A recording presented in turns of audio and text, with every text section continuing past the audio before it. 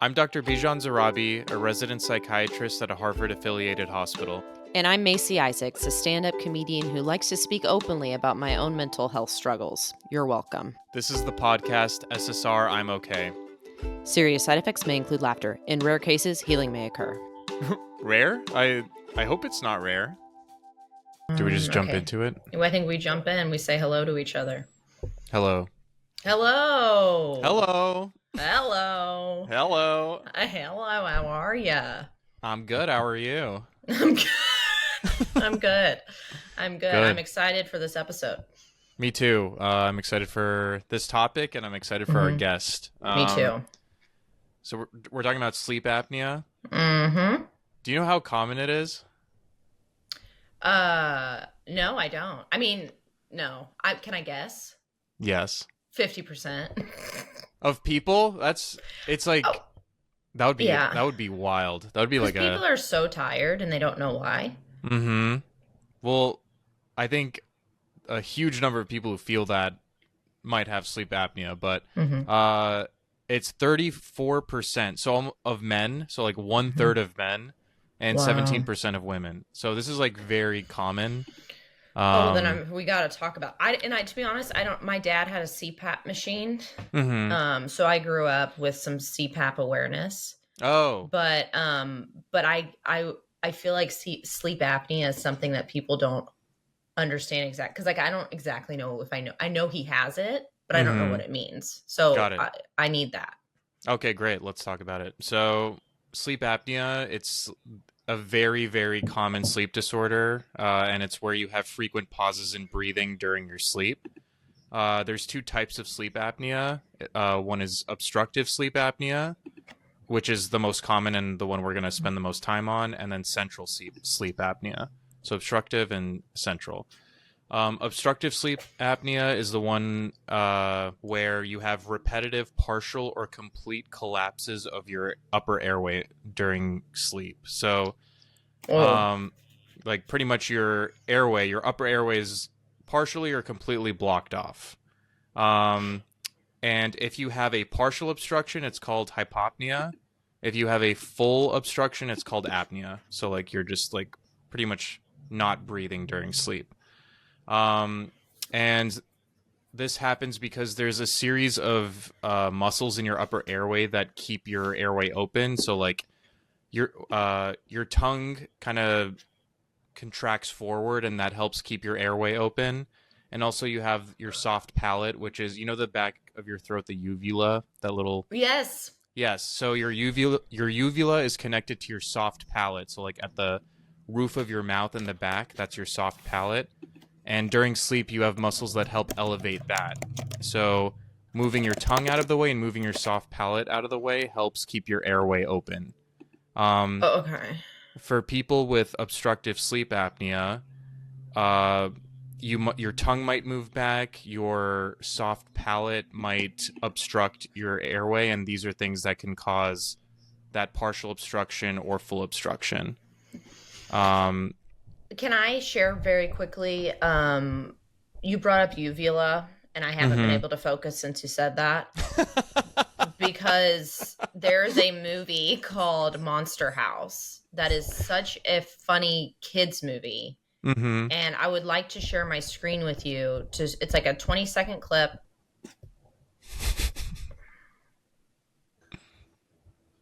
What? I thought if I shot the heart, then... That's not the heart. Then what is it? Well, if those are the teeth, and that's the tongue, then that must be the uvula. Oh. So it's a girl house. Oh my God. Whoa! Stimulates the gag reflex. Everyone has a uvula. Not me. That's so good. Isn't that so good? I highly recommend Monster House over Halloween. It's just such a treat. Well, any part of the year anyway. So sorry. No, that's continue. Okay. That is a good tangent. Yeah, I need to watch that movie. But yeah, long story short, your airway's blocked off, and that obviously, when you're not breathing enough, you're not getting enough oxygen into your blood. So not only that, you're not getting enough blood flow and oxygen to your, or not blood flow, you're not getting enough oxygen to your organs. And then on top of that, you're being awoken, like mildly awoken during sleep. They're called arousals. So you're not actually consciously awake for it, but it like disrupts your sleep architecture. So like what should be restful sleep is no longer becoming restful sleep. Yeah, because you don't always know, because I have this Aura ring and it tracks my sleep, and you're not aware if you're because you're not even aware if you're getting deep sleep or REM sleep when it's happening. You know what I mean? So you kind of I get, and also people can have full conversations when they're asleep and they can't remember. Yeah. People can have full go arounds in their house. They can walk around and so a lot of interesting stuff, which we could talk about at another point too. But that is pretty much what's going on in obstructive sleep apnea. And there are kind of consequences to that. So there's short-term and long-term consequences. You can have, it increases your risk of heart disease. It increases your risk of high blood pressure. Essentially what's happening is when you're not getting enough oxygen, your brain activates its fight or flight response, the sympathetic nervous system. It's kind of like, when you're exercising and your brain or your nervous system senses you're not getting enough oxygen, it ramps things up to try to compensate. So increases your blood flow through elevating your heart rate and blood pressure. And if you're having that activated, but you're just sleeping, you're just increasing your blood pressure in the short term and long term. And that increases your risk of heart disease and stroke. Increases your risk of diabetes because you're increasing the amount of cortisol in your blood, and that increases your risk of diabetes. It promotes insulin secretion, so your body gets kind of desensitized to the insulin. And then it also can cause cognitive impairment, so you're like chronically depriving your brain of oxygen, and it can increase your risk of dementia. So these are like those are just the short term. Those are just the short and long term like health consequences. It has other consequences too. I think like it can affect your relationships potentially. Snoring is kind of what is caused by the partial obstruction. So your soft palate and your tongue, usually you have an open airway. When that's being closed off, the air is no longer flowing through smoothly. It's like turbulent airflow now. And it's that vibration of your... Yeah, so that's what's happening with like snoring. But long story short, you're waking up a partner potentially. It can affect your mood. It can cause mood swings and irritability.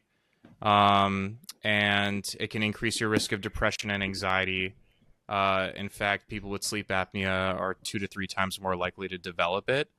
And one thing that's really interesting is it can look like ADHD. Whoa. So it essentially, when you're tired like that, you're not able to concentrate as much. And it can cause inattention, hyperactivity, and impulsivity, which are all things that look like ADHD, but it might just be you're not getting restful sleep because of obstructive sleep apnea. Which is really interesting, and I think when someone comes into the clinic with ADHD, it's like one of the things that I usually screen for. I mean, it makes sense. Yeah. And another thing that's interesting as I was reading up on this, which is not something that's generally taught in like medical school or residency, is that sleep apnea patients are 2.5 times more likely to get into car accidents.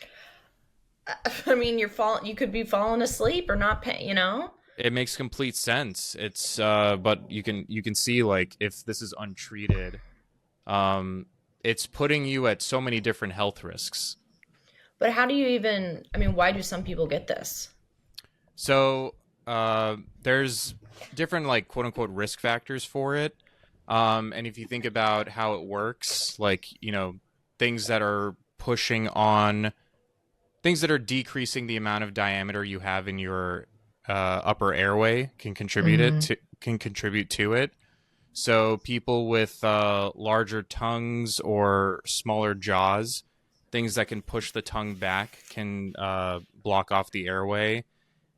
Genetics. So if your parent or sibling has it, that puts you at risk. It might be because of the anatomical factors. Obesity. So if you have more fat around your neck, that can compress put pressure on the tissue and block off the airway too.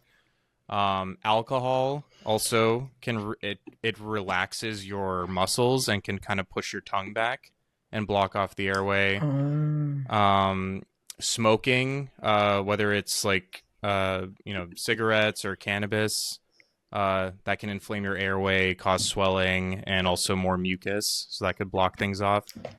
And then finally, sleeping on your back that's another risk factor, because you're just gravity's pushing your tongue back essentially. Which that's annoying, because I feel like I don't sleep on my back, but it seems like that's the best way to sleep. So it's like you're just getting punished for doing, no good deed goes unpunished. You're just trying to sleep on your back like a good human. And now you got and even sleep that apnea. Feels wrong sometimes. Yeah. Wow.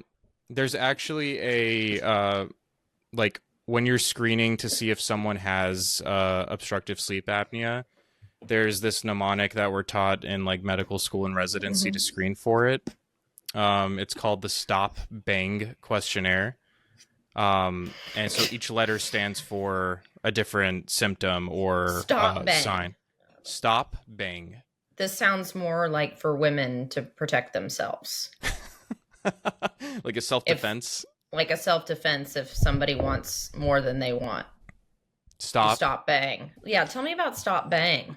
Okay, so each letter stands for something. So the S is snoring. So do you snore loudly? T, tiredness. Do you feel tired, fatigued, or sleepy during the day? O, observed apneas. So has someone seen you stop breathing in your sleep? P is pressure or high blood pressure. So do you have or take any medications for high blood pressure? Bang, the B is for your BMI. If your BMI is over 35. A is age. If you're 50 or older, you're at risk. N is neck circumference. So if your neck is greater than 40 centimeters in circumference. And then G is gender, or I guess sex. Or the male sex is more likely to develop obstructive sleep apnea. So if you score a 3 or higher, you're at least at moderate risk for it. Okay. So I think, we can talk about this all we want, but we have someone here waiting who has truly experienced this firsthand. Yes. Our guest today. And let me be honest with you, before we bring in someone, I just want to talk about myself just a little bit more. Of course, you always. And that I don't think I have sleep apnea after what we're talking exactly, but I don't think have you heard of the tape? That's very popular. People are taping their mouth shut while they sleep. I have seen that. Yeah.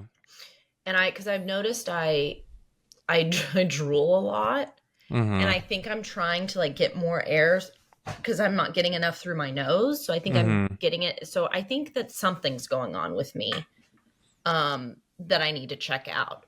So I might try to tape my mouth shut. And who on earth could sleep with their mouth taped shut unless they've been through something completely traumatic and have been kidnapped. I don't know how anyone can comfortably sleep that way. But anyway, I'll report back. Yeah, let me know, because I feel like we need to talk about that too. I don't think that my initial impression is if you tend to breathe through your mouth generally, I think the next step being taping your mouth shut at night is probably not the next best option. Because that could lead to death. I have to do a risk benefit analysis about this tape procedure. We could talk about that another episode. Okay, perfect. I want to meet our guest.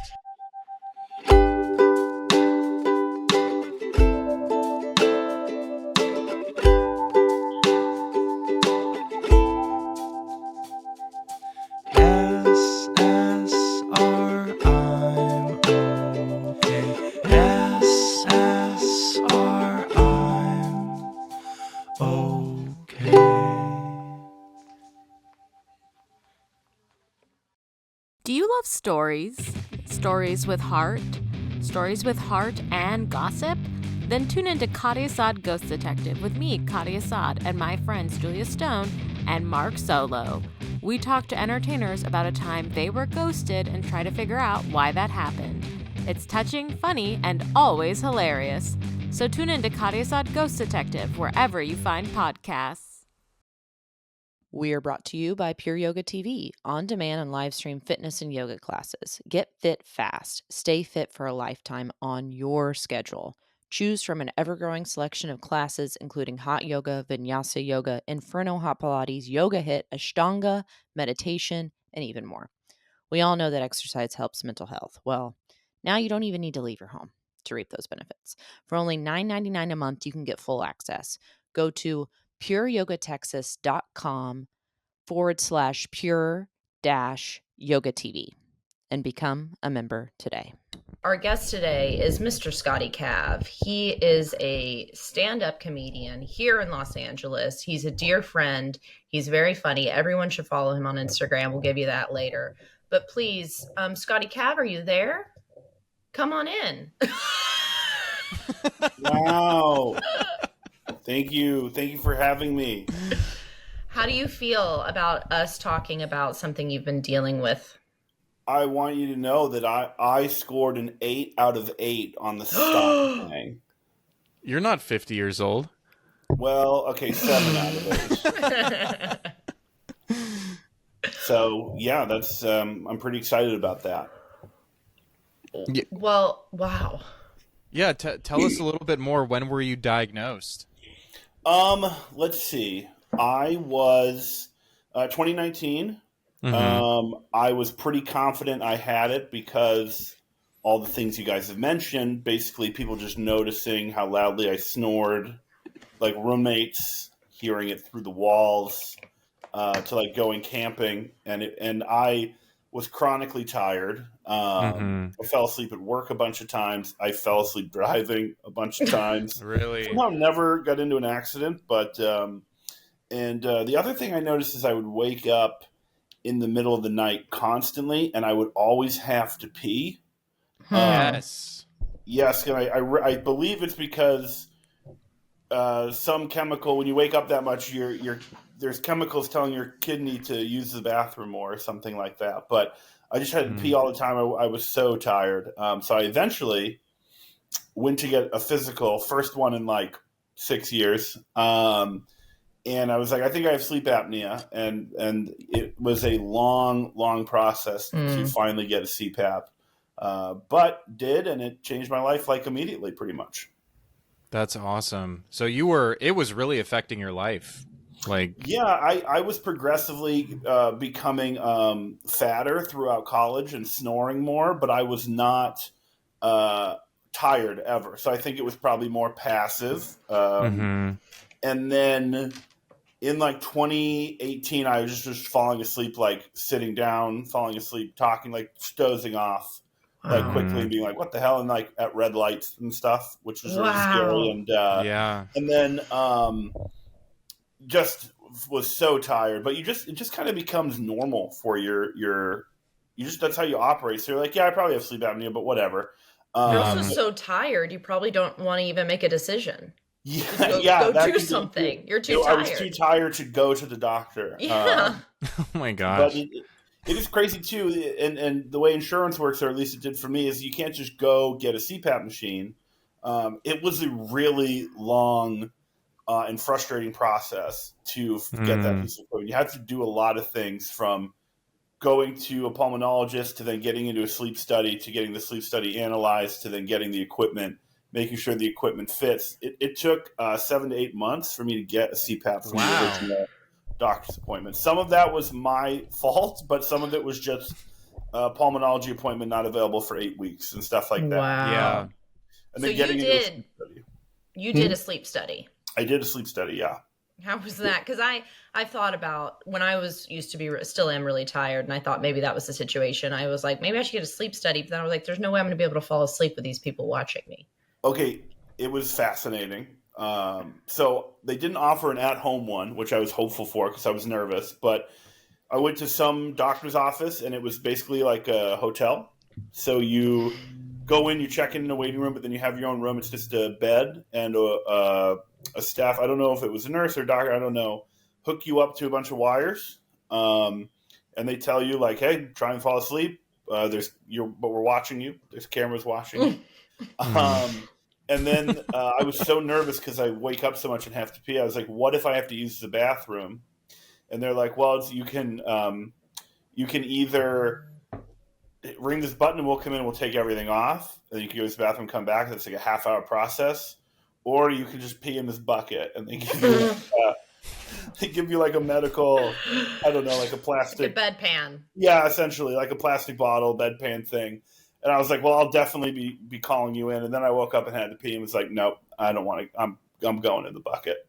But they come in multiple.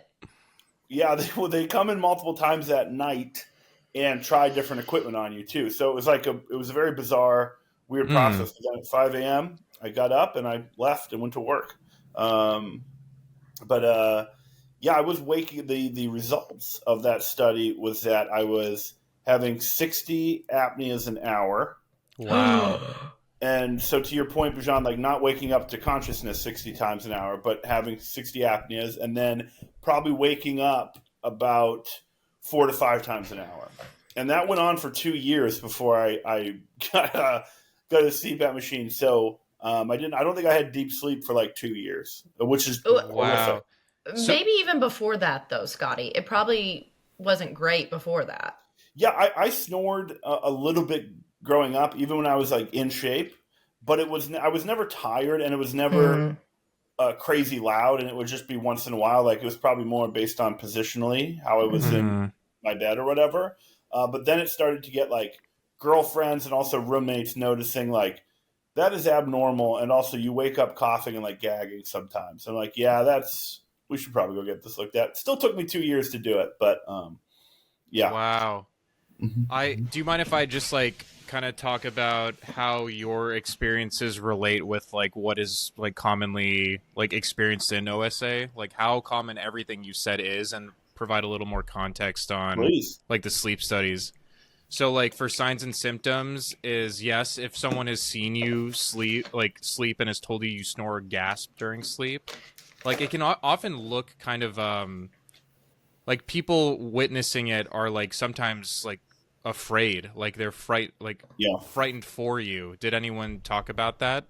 Yeah, I had I was single at the time, but my roommate who shared a wall with me, like he couldn't visually see it, but he would be like, "Dude, I can hear it at night. You're snoring, and then you like have like you stop breathing, and the snoring stops, and then you wake up gasping and coughing, and it is horrific to listen to." But he never visually saw it.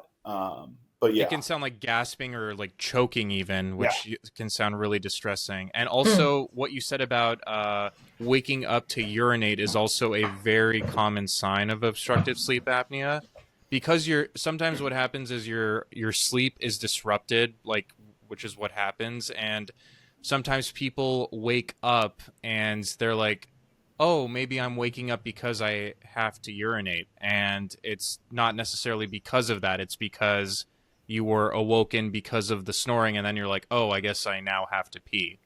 So that could definitely be a sign. And just like day in, day out, waking up exhausted, that's like the most common sign of it, which I can't, like, that just sounds like a huge blow to quality of life when you're just going through life that sleepy. And just like what you get a full night's sleep, you might get the full 8 hours, but you're not necessarily even feeling well rested. That is also a sign of it. And then going to kind of what you talked about the sleep studies, I think what you're describing is common. And like, even if, I think obviously maybe if it was like you went step by step immediately, I think it does, like for getting it diagnosed, it usually still does take time. First thing you did was you had to talk to your pulmonologist. Did you get linked to a pulmonologist from your primary care doctor? Yeah, so I had to establish, to be fair, I hadn't gone to a physical in a long time, which was bad.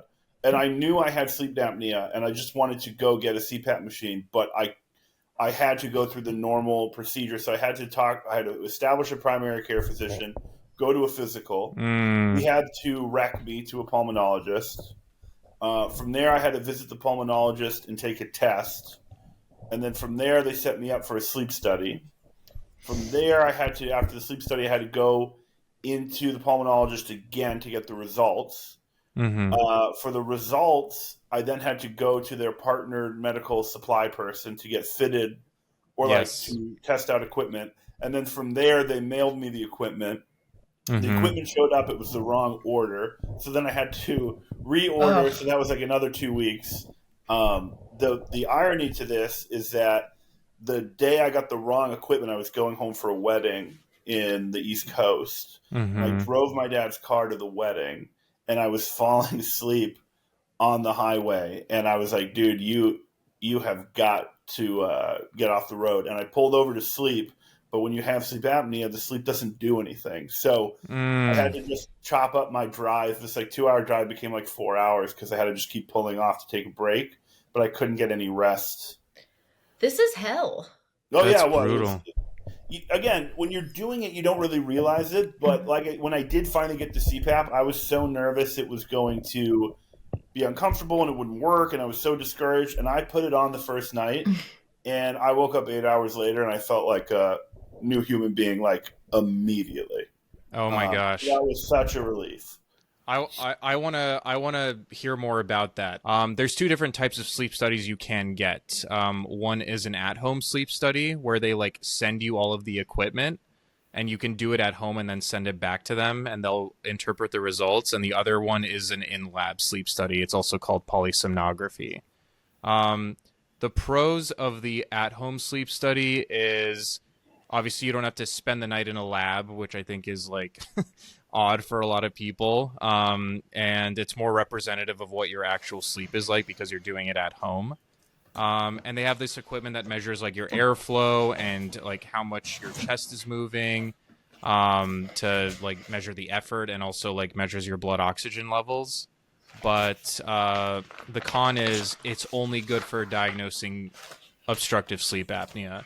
Sometimes your fatigue might be representative of a different sleep disorder, like narcolepsy or restless leg syndrome, or some kind of these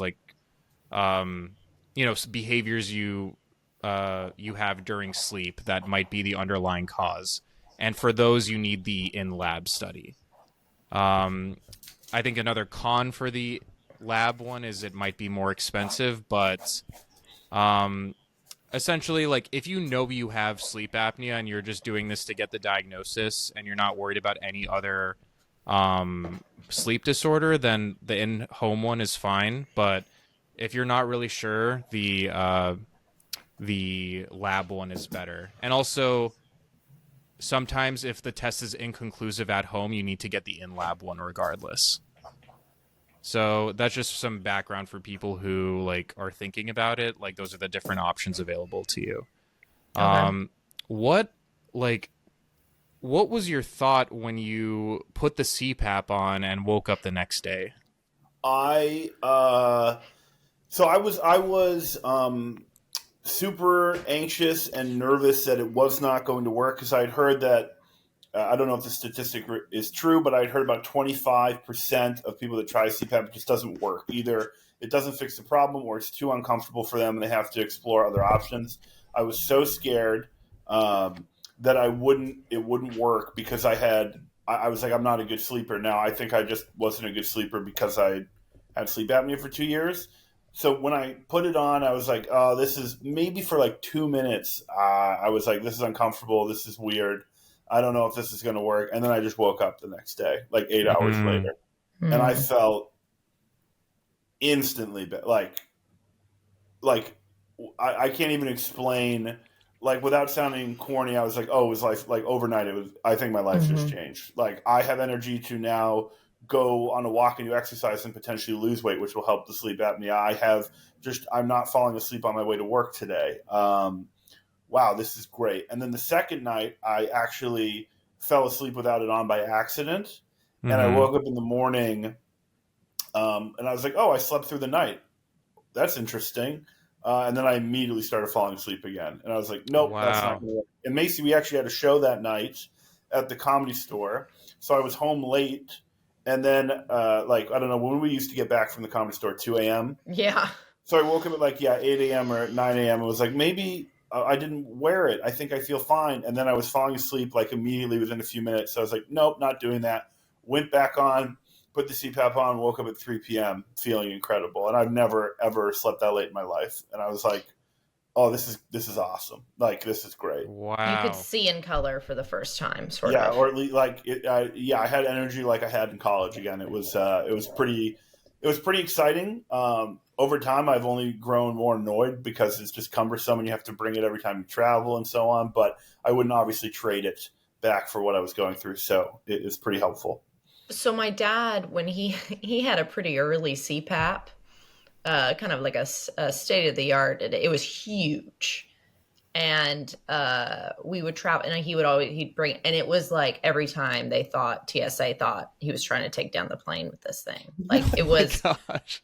and it was so embarrassing. And every time, but then as years went on, he got a travel one. He got a little bit smaller. It seems like now people are more aware what a CPAP is. So it's so annoying that you have to travel with it, but it doesn't seem like, does TSA give you a hard time, Scotty? It's actually approved as a medical. It doesn't count as a personal item, so you could. Thank goodness. It's like a medical device, so you could bring two.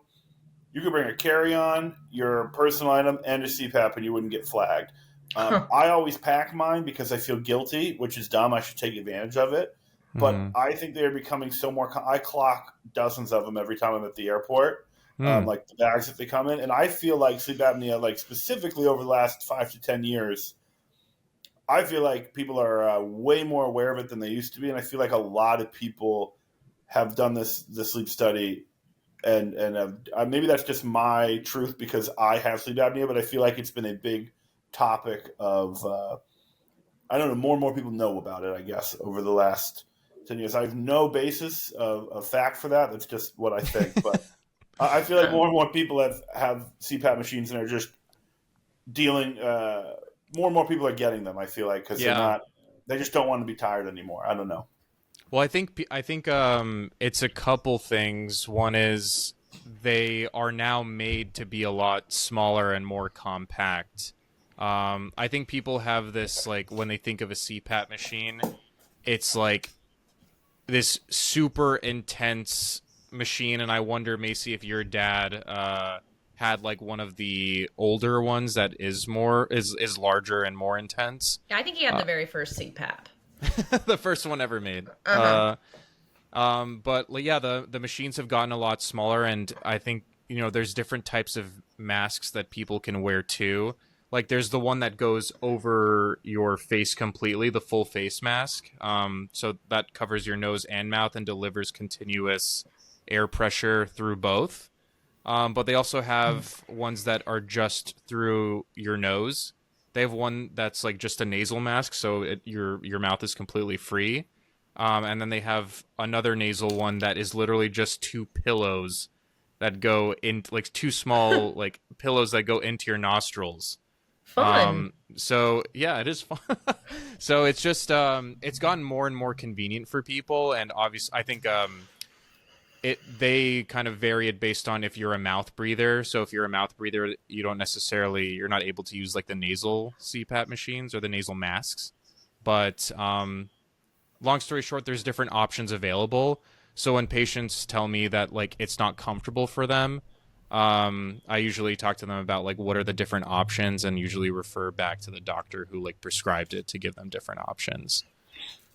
What do you have, Scotty? So I have a full face mask. That was my choice. The pulmonologist didn't think he thought I could probably use just a nasal one, but I was like, I don't know. I feel like my mouth is open a lot, and if it's just going to cover more ground, let's just do it. And I'm just more used to it now. I don't know if I actually need the full face mask. I prefer it just because I feel like my mouth is open a lot, and it might be breathing out of my mouth. But most people, he was surprised that I opted for that because I think most people don't. To your point, Bijan, about it being too cumbersome, I think they don't want the full face mask. They prefer just nasal if they had it. I had no problem with it. I like that it covers all the ground. It's fine, but apparently I had a choice, but I just opted for the full face mask, and I've used it ever since. I'm curious, there's different types. So we talked about the different types of masks. There's also different types of, and just for context, it's CPAP stands for continuous positive airway pressure. Advanced placement. AP classes. Yeah. And so there's different types of positive airway pressure. CPAP is like you're getting full pressure on your inhalations and exhalations. So that's CPAP. There's also APAP where it auto adjusts. So like at one point of the night, if you're like not snoring or not having apneic episodes, it lowers the pressure. And then if like you suddenly start having it again, it up titrates again. But gives you that still same amount of pressure on the inhalations and exhalations. And they have an even more advanced one called BiPAP, where it's like bi-level positive airway pressure, where essentially it only elevates the pressure when you're inhaling and it lowers the pressure when you're exhaling, so it's easier to breathe out. Scotty, I'm curious, do you have one that is like continuous the whole way through? Yeah, so it's a great question, because I actually thought at the beginning I had a BiPAP. I didn't really understand the differences. I think at the end of the day, it is qualified as just a CPAP. The way mine works, so it's a little bit of a hybrid, is that when you put it on, you turn it on, it starts, the air pressure is very light. And then as you fall asleep, it like over the course of 20 to 30 minutes, it ramps up to whatever number you were diagnosed at. So for instance, my CPAP can range in terms of air pressure from 1 to 20. I don't know. That's just their range. My pulmonologist set me at a 15. He thought that was going to be the amount of pressure I'd need to be healthy. So like over the course of 30 minutes, it ramps up to a 15. So I wake up in the morning and then it holds at 15 throughout the night. So I wake up with it at a 15, but like if I take my mask off or just pause it on the machine, it will start over again and like slowly ramp up and then hold. So I don't know what that would qualify as, but it is just that's how my particular model works. That sounds like CPAP, continuous positive airway pressure, but I like the idea of it giving you some buffer time to fall asleep and then it starts activating. Sometimes there's a glitch where like I'll take my mask off and like use the bathroom or whatever, and I'll put it back on and it picks up right at 15 and it's way too intense. Right. Like, and I have to shut it off and like restart it. But it gives me, there's an app that I was required to download and it gives me like a score every day. What was your sleep score last night? Yeah. Okay. So I was in Bijan. I drove Macy and her husband home from a gathering. So, I mean, they kind of made me go to bed late, so I didn't sleep. That's on me. I was just chatting away at this party, and he was ready to go. 73. You go to 73. No, that's pretty bad. Look, I only slept for 4 hours and 49 minutes. Oh, that's not good. No, so this was you, Macy. This was your doing. Less than one apnea an hour, which is good. And I only took my mask off once, but I can show you my history. Yeah, show us some good stuff. Yeah, like look at all those hundreds, man. You got to sleep for over. Scotty, you're a dream patient. That's awesome. You have to sleep for over 7 hours to get a full score, which I'm usually between 6 and 7. So I get a lot of 90 somethings, but wow, but that's really good. It sounds like you're very disciplined with using it. Yeah, there will be times when I just can't. Like I'm just uncomfortable. I'm like, I'm not wearing it tonight. Like once or twice a month. And then there's other times I wake up and it's just like the magnet fell off and your mouth is so dry. And you're like, oh, that sucks. But 90% of the time, use it and it's all good. I would go ahead. Oh, sorry. Go ahead. I wanted you to share with us because I really think Bijan would get a kick out of it. And we can cut this if you're not ready for this to be revealed. But Scotty, you had a great idea for a podcast and you were going to have, there were 2 options at the end. Do you remember? I think we were in something like they could take a puff off the PAP. I don't remember what the other option was. I think it was shave my back or puff off the PAP. Yes, that's how you'd end. So you'd have an episode with your friend. They would have to be in bed with you, And then you'd be like, hey, we're all done. Thanks for chatting today. Hey, puff up the pap or shave my back. Craig Ferguson used to do when he would end an interview, you could either blow his harmonica or answer like a trivia question or have a long, awkward pause. You could choose 3. So mine would be like shave my back or puff my pap. Yeah. Didn't make it to, we never recorded an episode, but it's so good. Would you do a full back shave? I've done it before. This may be a different episode, but I have a thing called the it's different than CPAP. It's called the Backblade 2.0. And it looks like a car squeegee, but it has 2 straight razors on it, and you just put some soap or shaving cream on your back, and you just let it rip. Bijan, you're a hairy guy. You come on. I'll send you a link. The way you're describing it it sounds like a Star Wars character, like one of the lightsabers. It's like Darth Maul. Yeah. It looks like the thing you clean your windshield with at a gas station. Oh, I know exactly what you're talking about. Yeah, so it's like if you were at a stoplight, someone might just come up and do it to you. Shave your back, yeah. Yeah. And you're like, I don't have cash. No cash. The other annoying thing about the CPAP, though, is because it's through my insurance, I'm technically leasing the machine from yes, you don't own that it. device company. I don't own it. And you can't, correct me if I'm wrong, you can't, like, I've looked at just like on Amazon, you can't just buy a CPAP, or it's like extremely difficult. You need medical approval, I think. Yes. And the problem with it is I have this chart that I can only replace my parts, and it has dozens of different parts every certain amount of months. So based on my insurance, so like I can get a new face mask every 6 months. I can get a new tube every 6 months. I can get new plastic pieces that connect every 3 months for some reason. And like I have to call in and place an order, and then they mail it to me. There's times when like the straps get like just worn down over time, so I will just have to go on Amazon and find a corresponding one. Now I can buy separate pieces on Amazon, but I can't buy the actual machine itself. But I can buy a tube or a mask, which I've had to do and just pay for it out of pocket because like it's just worn down. I can't wait the 6 months, so that is a bit annoying. So the insurance company isn't necessarily reimbursing you at a time, like at a high enough frequency where you're not having, like where you're able to just have everything covered through insurance. You have to like spend the extra money out of your own pocket. Yeah, and it's not too bad. Like usually when it's getting close to the renewal period, like I'm like, I need new equipment. Like it's kind of getting gross, and like the magnets aren't working and the Velcro's not working. Technically, I will say this too, because those periods are kind of long in between. The one bad thing, like I'm pretty consistent about wearing it. I am terrible about cleaning it, which is probably disgusting. But it's pretty challenging to clean because you have like a long tube, and I literally have resorted to like putting dish soap, not dish soap, like antibacterial soap in it, and I hold it up like an aqueduct in the shower and then empty the tube in the sink, and then I have to let it air dry. It's very challenging to clean it. So there's a bunch of products they offer, like where you can put stuff in your chamber, because you also have to put distilled water in the chamber so that you don't dry out like your mouth and your skin.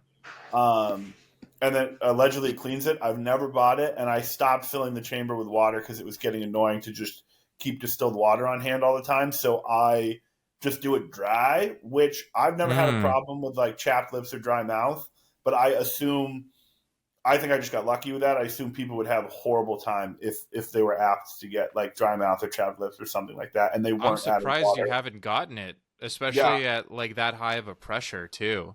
Yeah, I don't know if I don't know. I just was like, this is annoying to have to clean like every couple days. I'm just gonna stop adding water to it, and I've never had a problem. So maybe just lucky. Yeah. Well, that's really good. I'm glad you haven't had a problem with it. I feel like, they used to not even have the humidifier on it. Like that's like a more recent development. So Macy, your dad might have not even had that feature on. So no, Scotty, you might just be using an older one. At one point he was definitely adding water. Oh, he was. Oh, so he might have had it. I don't know about the beginning, but I remember because I feel like he would use water bottles. So Scotty's fill just it. a machine. He's a machine on a CPAP machine. Listen, Mhm. I think I already have clammy, sweaty skin, so I didn't need extra moisture to keep. The other thing too, though, this is like the longest I can probably grow my beard without getting. It's like all the mask is all rubber, so it kind of needs to seal against your skin. So like I will need to shave soon, or else I won't get a good seal. Whoa, Yeah. you got to get a good seal. Mm-hmm. I That's won't get a good seal, and I'll start getting more nocturnal arousals, as you described them earlier. Have I've you heard ever that men deal with that. Continue. Ayo. Scotty, has anyone spoken to you about like alternatives to CPAP at any point, like when you were initially like a little hesitant about it? Yeah, my doctor told me I could lose 100 pounds. That was an option. I'm still working on that. I will say that like obviously the weight is a huge factor. I think it's like probably the biggest one. I snored even when I was skinny in high school. It wasn't as bad as I snore now with all the extra weight, but I don't know. Like to your point about just anatomy or like Yes. I don't know how much that would help, but I think I would still snore. Yeah. So the other options that I've seen, it's never really been seriously considered. They have devices now that you can implant inside you in your chest, and with like a remote control, you can click them on and off. Whoa. I don't think I have the right type of apnea for that even to work, but I would be so scared putting a device inside. I don't think I would like that one, even if it was an option. Yeah. I don't know if you know more about that, but yeah, I do. Let's talk about it. I mean, let's talk about the other alternatives. But there was one thing you said I wanted to make sure I discuss. Oh yeah, just like I think people think I must be higher in weight in order to have obstructive sleep apnea, and like you said, it could be like people who are not higher in weight still can have sleep apnea purely based on the anatomy, or like some people just have longer soft palates and it could just like more easily obstruct their airway. So obesity is not something that is necessary to have obstructive sleep apnea. For the alternative treatments, there's dental devices which help bring your jaw forward, which helps open up your airway. That's an option. Like you said, weight loss is something that doctors recommend, but it's not necessarily even then that could be the answer to it. What you described in terms of the implant is something called Inspire therapy, which is like a newer FDA-approved treatment for, I think it's like moderate to severe obstructive sleep apnea. And what it does is the nerve that controls your tongue is called the hypoglossal nerve. So what it does is they implant this device that stimulates that nerve to push your tongue forward when you breathe in. So it's like a pacemaker for your tongue. So when you're breathing in, it activates and pushes your tongue forward and moves it out. So it opens up your airway. Which you wouldn't need a CPAP if you have that. But to your point about that, I believe. So my tongue is not for me personally. My tongue isn't the issue. I don't think my tongue moves. I think it is the soft palate vibrating. Yep. To which I've watched on YouTube surgeries where they just literally burn away the flesh in your mouth. They remove your tonsils, your something else, and then that's the last resort. Yeah, and then they'll just burn away excess flesh, and so that less stuff is vibrating when you sleep. It's like a pretty brutal recovery, but it can help. And they'll remove your adenoids as well, I think. Exactly. Like anything to help modify the architecture in your airway to allow it. But I think that speaks to these are what people will do in order to have their obstructive sleep apnea treated. And thinking about hearing your story of how profoundly it helped you, I feel like I would do the same thing if it meant that I could just not feel so tired day in, day out. For people listening and you're like, okay, well, if I'm not doing surgery or if I'm not on a CPAP right now, but I might have it, what could you do? I think the main things are avoid things that aggravate it. So like alcohol, smoking, things that like medications that sedate you, that can relax your airway muscles. That's something to look out for, like any opiate medication. Changing your sleep position can help. So instead of sleeping on your back, sleeping on your sides could help prevent that blockage too. Also, if you have seasonal allergies or any kind of allergies where it's inflaming your sinuses, that could make things worse. So if you have allergies, taking allergy medications and avoiding things that aggravate it. And then plus or minus weight loss, if that is a contributor. But and then finally, just like see your doctor and tell them if you're suspicious that this is happening, especially if people have told you that you are not like breathing correctly during sleep. Because like to Scotty's point, like this could literally be life-changing.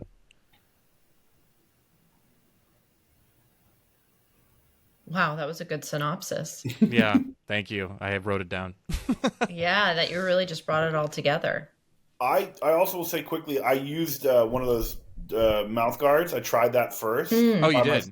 I just bought one. I saw it online. I bought one. I actually got decent feedback from it. Like I had roommates be like, "Oh, we didn't hear you snore last night," but I could never really clock if it was working. And it would also it forces you into an underbite because it pulls your lower jaw forward, and it was messing up my bite and my jaw like pretty quickly because you'd be locked in on both the top and the bottom. But it would pin your tongue down and it would hold everything forward. But again, I think it was my soft palate that's mostly doing the vibration, so I don't know how much it helped. And it started to mess up my jaw like pretty quickly. So don't mess with the jaw. You got TMJ, Mace. Have you guys done TMJ yet? Not yet. Actually, we haven't. But what's interesting is I have it, and I actually got a dental implant for it that is supposed to be used for obstructive sleep apnea. Oh. And what I was going to say about it is it did not exacerbate my symptoms. It actually helped my TMJ function, and it actually might be an important point to make sure that you're like seeing a dentist who can fit it properly for you, or like getting it done in a clinic. Boil the mouth guard and then fit it to your. That was the one you bought over the counter. Yeah. So it could be an option, like if it's like fitted properly, but it sounds like this one is just like it's something over the counter. It's cheaper for sure than getting a fitted one, because they can be pretty pricey. Scotty, for people who are listening who might have obstructive sleep apnea, what would you tell them? I would say start the process now, because again, personally, I mean, obviously insurance will vary, your process will vary. It really, I went to a physical in January. I got my equipment in September of that year, and I was falling asleep constantly that whole time. Again, some of that was my fault, just working a little too slowly, but also the system was just not great. So get on it, find a way to do it.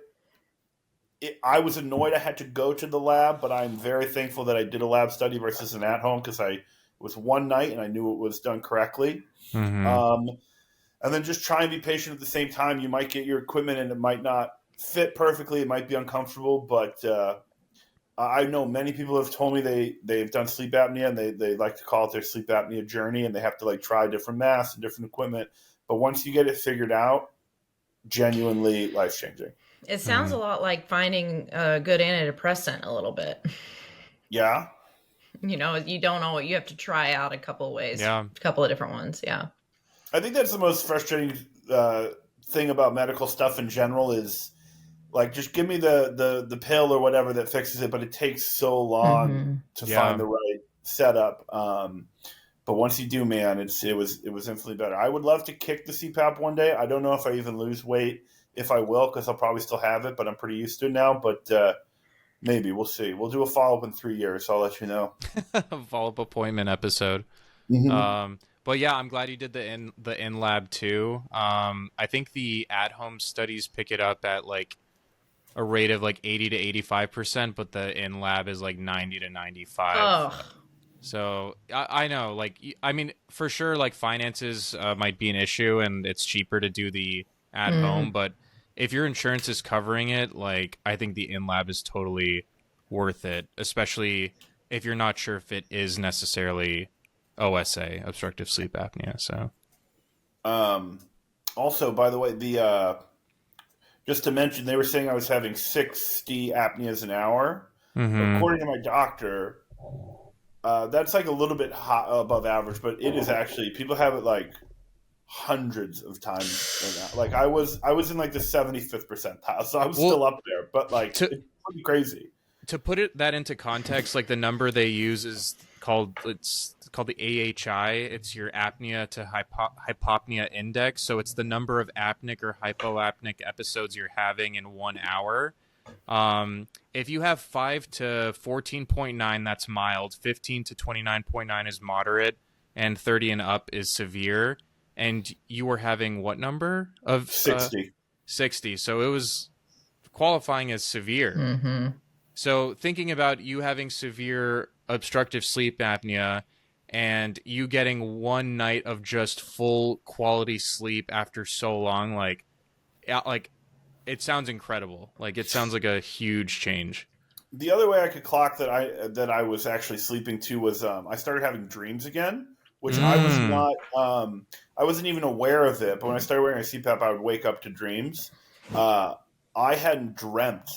I don't know if that's a thing, but I couldn't clock having a dream for like 3 years prior to that, which is kind of crazy. So I wasn't even getting REM, let alone deep sleep. Right. Yeah. Do you know that's why that's why Disney created 88 to 90-minute movies? Because that's our dream cycle. Whoa. No. Yes, that is part of their like 88 to 90-minute animated features. That's why our brain likes a 90-minute movie versus like a 2 to a 2.5 hour movie. I do love a 90-minute movie. Isn't it the best? It is the There's best. nothing better. Mm-hmm. Wow, I love that. Even if that's not true, though, I but I'm believe not a doctor, so hold on to hold on to that fun fact. SSRI'M OK is produced by Dr. Bijan Zarrabi and Macy Isaacs, with artwork by Zoe Zaxon and music by Raul Garcia. Edited by Katie Hedenbach. Special thanks to our sponsor, Pure Yoga TV.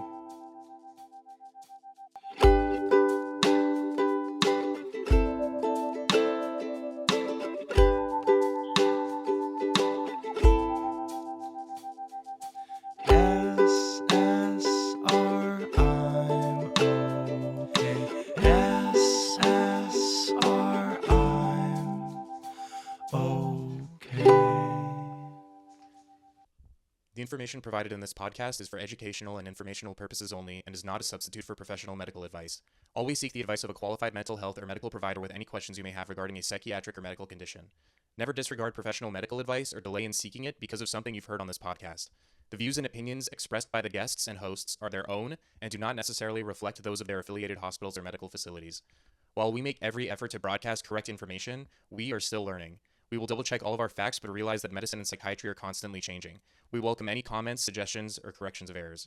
Lastly, any humor or satire used in this podcast is not intended to trivialize or minimize the seriousness of mental health issues. Listener discretion is advised.